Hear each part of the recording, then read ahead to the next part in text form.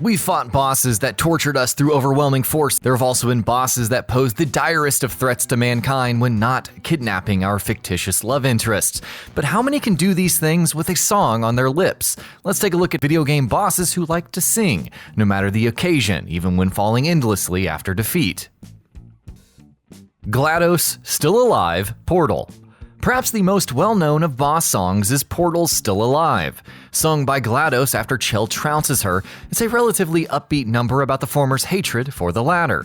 The psychotic AI quips shine through, especially the one about Black Mesa and how Chell might find someone to help her, before going, "That was a joke, haha, fat chance." GLaDOS, Want You Gone, Portal 2. While not necessarily a boss at the end, GLaDOS still very much hated Chell. GLaDOS admits that it would just be easier to kick Chell out than kill her. Q, Want You Gone, where the AI simply repeats how much she wants Chell gone. Oh well, at least she remarked about how much fun it was before telling us never to come back. Skullmageddon, Dare to Dream, Double Dragon Neon. When you think boss songs, you have to think of Skullmageddon, the Lich of Double Dragon Neon. Despite his dastardly nature, we kinda felt bad for him in the end. He kidnapped Marianne, took her to his palace in outer space, and was very quickly assaulted by Billy and Jimmy Lee. Before he knew it, old Skullface was kicked into the endless reaches of space. Thankfully, he got into a powerful ballad called Dare to Dream during the fall, complete with a trophy and achievement when the line "Here's a medal for your victory" plays. Ursula, Ursula's Revenge, Kingdom Hearts 2. On the one hand, we can see Kingdom Hearts 1 fans being annoyed that the boss fight with Ursula, arguably the toughest story boss at the time, was reduced to a QTE minigame in Kingdom Hearts 2. But hey, look at it this way, the accompanying number was pretty good with its orchestral arrangements and vocals. Unfortunately, it would end, and not because Ursula had won. Merlina, the Dark Queen, with me, Sonic and the Black Knight. No one is saying that Sonic and the Black Knight was a great game, or even a good game. However, when Sonic has to battle Merlina, the Dark Queen, who through a set of twists and turns brings the underworld into her kingdom, did we mention she's the granddaughter of Merlin? There is a good boss song. With lines that provide a look at her motives and a rocking instrumental arrangement, it was at least a fitting end if nothing else. Spring Breeze Dancin' and Kitty Lily, Gorgeous My Stage, Mystical Ninja starring Goemon. You'll see many villains in video games throughout your life, but you'll never meet any like Spring Breeze Dancin' and Kitty Lily.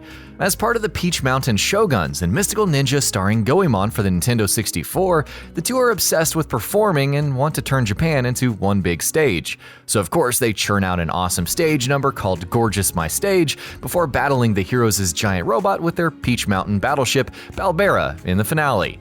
I'm not making any of that up. Drill X Rap, Skylanders Giants.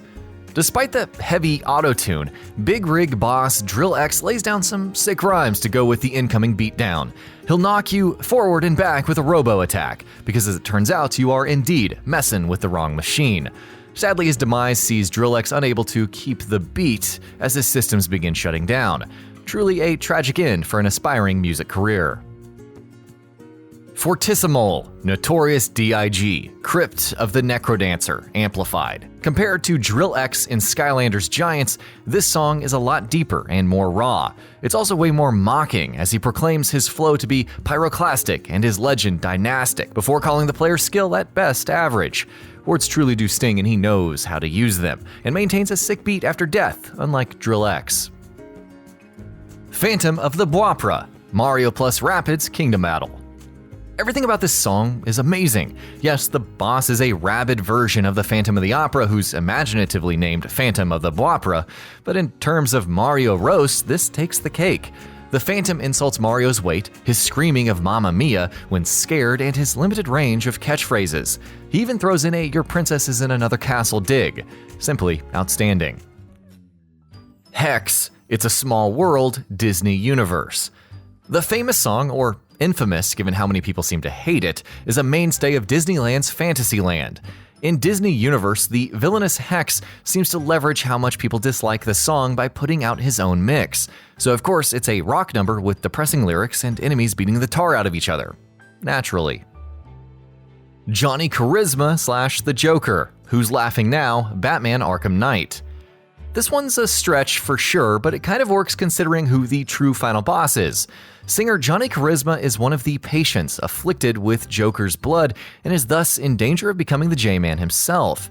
Of course, he can't help but sing Who's Laughing Now to Batman in a room full of explosives, while unbeknownst to him, Robin sneaks around and disables them. For Batman though, it's the actual Joker singing, since the latter is stuck in his mind. And that about does it for this video. If you enjoyed what you watched and want to see more from Gaming Bolt, you can always hit that subscribe button and turn on the bell icon next to it. That way you will never miss any of our videos.